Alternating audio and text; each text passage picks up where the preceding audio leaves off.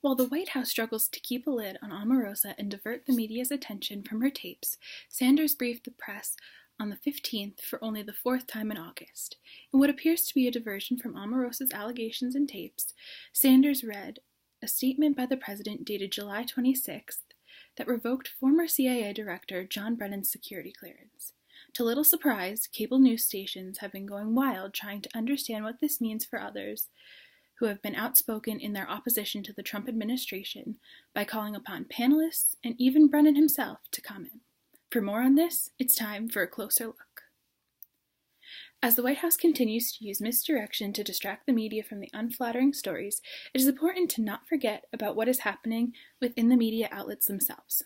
Fox News, CNN, and MSNBC all have different demographics of viewers that they are aiming their messages to. While Fox News leans conservative, MSNBC liberal, and CNN, prior to the Trump administration, would have been considered more moderate and less political, while still leaning more to the left than the right. But as time changes and the White House switches hands, it is clear that what flies as normal has gone completely out the wind. We are now in the midst of fake news mania, where Trump and his supporters cry that all the media are enemies of the people, while news outlets try to persevere and report the news all the same. So being faced with this new climate, how can we, as consumers of the news, analyze what is being told to us? The answer could lie within the sliding scale of objectivity. The scale is a spectrum, with fallacies and misinformation on the far left, perfect objectivity in the center, and propaganda on the far right. With that in mind, where do Fox News, CNN, and MSNBC lie on that scale? To better judge this, I sacrificed 6 hours of my time, that time which I could have been by the ocean, to watch the dreaded cable news channels. Now, before anyone says, you only had to watch 3 hours. No, I am not an overachiever. I just totally misread the prompt and did 2 hours for each channel instead of just one. I guess my oversight of detail was punished enough by me watching twice what was required. I started with Fox News. Get this hardest to watch out of the way, right? On August 15th. And I was immediately brought to the White House press briefing with Sarah Sanders. As she continued to go on about those who have outwardly opposed Trump and have security clearances may have them revoked, I was reminded of the First Amendment, where U.S. citizens are afforded the right to freedom of speech. Well, I guess I should say they were afforded that right. As it came to a close, Shepard Smith came on with a little bafflement on his face as to why this decision was made. He first asked, "Has this ever happened before?"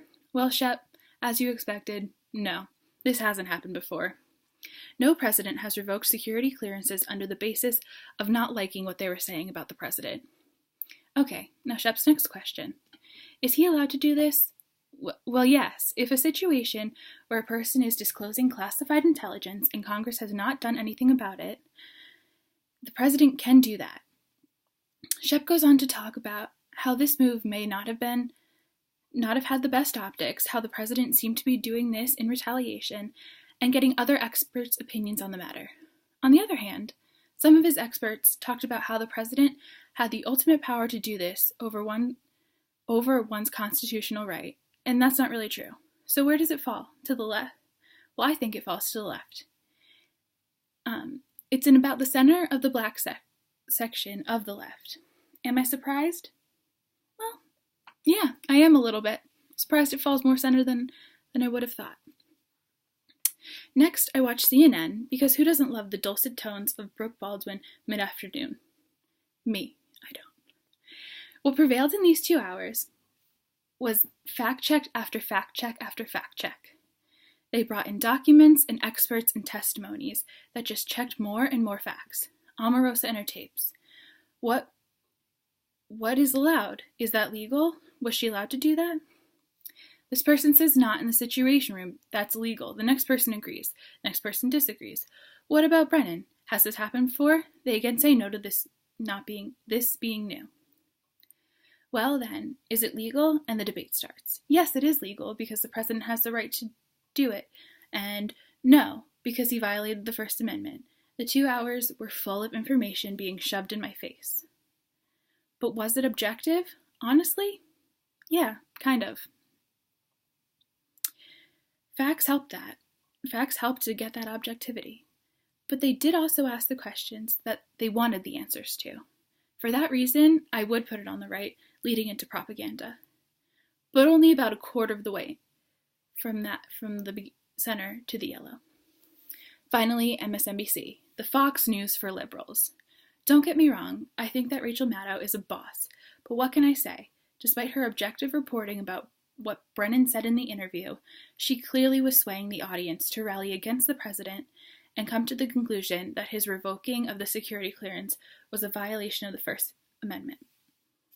MSNBC, you fell to the right, past CNN, but still a little more centered than Fox News. So here's a chart I drew to show where each of these lie. Now, I'm afraid this might be backwards, and if it is, good on you and practice your reading. So yes, they all covered Brennan and his security clearance being revoked. But each station also stopped reporting on Omarosa. They did what the Trump administration wanted. They got distracted for the sake of ratings. Oh, and by the way, the White House claimed to have misstated the presidential statement. They say it wasn't supposed to say July 26th, and instead, August 15th. Well, I say maybe hire better proofreaders then. Just a thought. Thanks. This has been A Closer Look.